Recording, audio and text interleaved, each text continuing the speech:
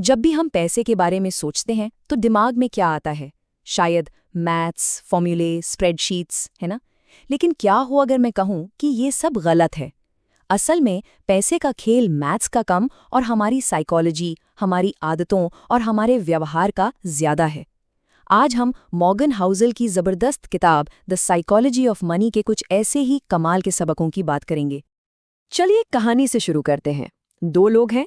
एक तरफ है रोनाल्ड रीड, एक चौकीदार, एक गैस स्टेशन अटेंडेंट, और दूसरी तरफ हैं रिचर्ड फुस्कॉन, हार्वर्ड से पढ़े मेरिल लिंच के बड़े एग्जीक्यूटिव। एक की जिंदगी बिल्कुल साधारण, दूसरे की एकदम टॉप पर। अब कोई भी सोचेगा कि ज्यादा अमीर कौन मरा होगा, जाहिर है एग्जीक्यूटिव, राइट? गलत। कहानी का असली ट्विस्ट तो यही है। जब रोनाल्ड रीड की मौत हुई तो उनके पास $8 मिलियन थे और रिचर्ड फुस्कॉन, वो दिवालिया हो गए। हैरानी हुई ना, आखिर ये हुआ कैसे? एक चौकीदार जिसके पास कोई फाइनेंशियल डिग्री नहीं थी, वो हार्वर्ड के एक टॉप फाइनेंस गुरु से इतना आगे कैसे निकल गया? मतलब ये कैसे मुमकिन है? इसका जवाब हमारी सोच से कहीं ज्यादा आसान और गहरा भी है। और जवाब छिपा है इस किताब की सबसे बड़ी सीख में कि पैसे कमाना कोई रॉकेट साइंस नहीं है। ये एक सॉफ्ट स्किल है। मतलब इससे फर्क नहीं पड़ता कि आप कितना जानते हैं, फर्क इससे पड़ता है कि आपका बिहेवियर कैसा है। और सच कहूं तो बिहेवियर सिखाना बहुत मुश्किल काम है। बड़े बड़े स्मार्ट लोग भी इसमें मात खा जाते हैं। तो चलिए इस आइडिया को और गहराई से समझते हैं 4 कमाल के लेसन्स के जरिए। पहला, कि पैसे के मामले में कोई भी क्रेजी नहीं होता। दूसरा, और चाहिए वाले जाल के बारे में जानेंगे। तीसरा, कि अमीर बनने से ज्यादा जरूरी है अमीर बने रहना। और आखिर में हम बात करेंगे कि पैसे की असली कीमत क्या है। तो आते हैं हमारे पहले पॉइंट पर। कोई भी पागल नहीं है। हम सब पैसे को लेकर कभी कभी बड़े अजीब फैसले करते हैं, है ना? क्यों? इसका जवाब हमारे एक्सपीरियंस में है। सोचिए, दुनिया में आर्थिक तौर पर जो भी हुआ है, हम सब ने उसका एक बहुत ही छोटा सा हिस्सा देखा है। लेकिन मजे की बात यह है कि वही छोटा सा एक्सपीरियंस हमारे लिए दुनिया बन जाता है और हमारी 80% सोच बना देता है। एक एग्जाम्पल लेते हैं। जरा सोचिए, किसी का जन्म कब हुआ है, सिर्फ ये बात तय कर सकती है कि वो स्टॉक मार्केट में पैसा लगाएगा या नहीं। जो लोग 1970 में पैदा हुए, उन्होंने अपनी जवानी में मार्केट को 10 गुना बढ़ते देखा। जाहिर है वो ऑप्टिमिस्टिक होंगे। लेकिन जो 1950 में पैदा हुए, उन्होंने मार्केट को बिल्कुल फ्लैट देखा। अब उनकी नज़र में तो स्टॉक मार्केट बेकार है। तो कौन सही है? दोनों। कोई क्रेजी नहीं है, बस दोनों की दुनिया अलग है। तो पॉइंट ये है कि जो चीज एक इंसान को पागलपन लगती है, वही दूसरे को बिल्कुल लॉजिकल लग सकती है। सब अपने अपनी एक्सपीरियंस के हिसाब से सोचते हैं। जैसे हमें लगता है कि कम आय वाले लोग लॉटरी पर पैसा क्यों बर्बाद करते हैं, लेकिन उनके नजरिए से सोचे तो शायद वो सिर्फ एक टिकट नहीं, बल्कि एक बेहतर जिंदगी की उम्मीद खरीद रहे होते हैं। अच्छा, अब आते हैं दूसरे और शायद सबसे खतरनाक आइडिया पर। इसे कहते हैं नेवर इनफ ट्रैप, मतलब कभी भी काफी नहीं है वाला जाल। ये वो सिचुएशन है जब जिन लोगों के पास सच में सब कुछ होता है, वो उसे भी दांव पर लगा देते हैं थोड़ा और पाने के लिए। रजत गुप्ता से लेकर बर्नी मैडॉफ तक इतिहास ऐसी कहानियों से भरा पड़ा है। एक बहुत ही बढ़िया किस्सा है। राइटर कर्ट वॉनिगट अपने दोस्त जोसेफ हेलर के साथ एक पार्टी में थे। वॉनिगट ने एक अरबपति की तरफ इशारा करके कहा, पता है उस आदमी ने एक दिन में उतना कमा लिया जितना तुम्हारी किताब कैच 22 ने आज तक कमाया है। तो हेलर ने मुस्कुराकर क्या कहा पता है? उन्होंने कहा, हाँ, लेकिन मेरे पास एक चीज़ है जो उसके पास कभी नहीं होगी, इनफ। मतलब ये जानना कि कब बस करना है, ये एक सुपर पावर है। ये होता क्यों है? सोशल कंपैरिजन की वजह से। ये एक ऐसा गेम है जिसे कोई जीत ही नहीं सकता।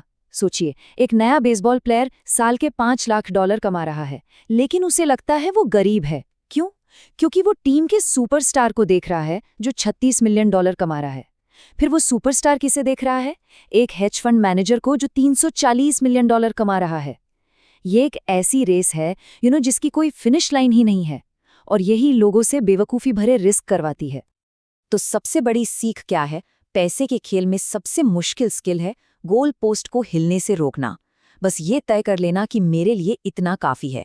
असली अमीरी ये जानना है कि कब इनफ हो गया है, और जो चीज़ आपके पास है, जिसकी आपको ज़रूरत है, उसे उस चीज़ के लिए दांव पर कभी मत लगाओ जिसकी आपको ज़रूरत नहीं है। चलिए अब तीसरे पॉइंट पर चलते हैं, सर्वाइवल। देखिए, अमीर बनना और अमीर बने रहना, ये दो बिल्कुल अलग अलग बातें हैं। पैसा कमाना एक स्किल है, पर उसे संभाल कर रखना वो बिल्कुल अलग ही कहानी है। अमीर बनने के लिए क्या चाहिए? रिस्क लेना पड़ता है, ऑप्टिमिस्टिक होना पड़ता है, खुद को आगे रखना पड़ता है। लेकिन अमीर बने रहने के लिए ठीक इसका उल्टा। आपको थोड़ा डरना पड़ता है, विनम्र रहना पड़ता है और मानना पड़ता है कि जो मिला है वो छिन भी सकता है। जेसी लिवरमोर जैसे बड़े बड़े ट्रेडर्स, वो पैसा बनाने में तो जीनियस थे, पर उसे बचा नहीं पाए। अब जरा वॉरेन बफेट की बात करते हैं। एक चौंकाने वाला फैक्ट बताता हूं। अगर वॉरेन बफेट ने हमारी आपकी तरह 30 की उम्र में इन्वेस्टिंग शुरू की होती और 60 में रिटायर हो गए होते, तो उनकी आज की दौलत का 99.9% हिस्सा गायब हो जाता। जी हाँ, 99.9%। तो फिर उनका असली सीक्रेट है क्या? उनका सीक्रेट इन्वेस्टिंग स्किल तो है ही, लेकिन असली सीक्रेट है टाइम, वक्त। उन्होंने बस सर्वाइव किया, दशकों तक। बाजार ऊपर गया, नीचे गया, क्रैश हुआ, वो टिके रहे, और इसी टिके रहने ने कंपाउंडिंग के जादू को अपना काम करने का मौका दिया। तो लेसन क्या है? अच्छे रिटर्न जरूरी है, पर उससे भी ज्यादा जरूरी है लंबा टिकना, सर्वाइव करना। और ये हमें लाता है हमारे आखिरी और शायद सबसे जरूरी सवाल पर, पैसे की असली कीमत क्या है? आखिर हम ये सब कर क्यों रहे हैं? ये बड़ी बड़ी गाड़ियों या आलीशान घरों के लिए नहीं है, तो फिर किस लिए है? एक साइकोलॉजिस्ट थे, एंगस कैंपबेल। उन्होंने सालों तक खुशी पर रिसर्च की, और पता है वो किस नतीजे पे पहुंचे? कि असली खुशी आपकी सैलरी, आपके घर का साइज या आपकी नौकरी से नहीं आती। असली खुशी आती है इस एहसास से कि आपकी जिंदगी आपके कंट्रोल में है। तो वेल्थ यानी दौलत की असली डेफिनेशन क्या हुई? दौलत है हर सुबह उठकर ये कह पाना कि आज मैं वो कर सकता हूं जो मैं करना चाहता हूं। बस। ये फैंसी चीजों के बारे में नहीं है, ये अपने वक्त पर कंट्रोल के बारे में है। यही वो सबसे बड़ा डिविडेंड है जो पैसा हमें दे सकता है। तो चलिए सब कुछ समेटते हैं। 4 सबसे जरूरी बातें। पहली, पैसे का खेल साइंस से ज्यादा साइकोलॉजी का है। दूसरी, अपने लिए इनफ की एक लाइन जरूर खींचें। तीसरी, सर्वाइव करना यानी लंबे समय तक टिके रहना ही कंपाउंडिंग की चाबी है। और चौथी, पैसे की सबसे बड़ी दौलत है अपने वक्त पर कंट्रोल।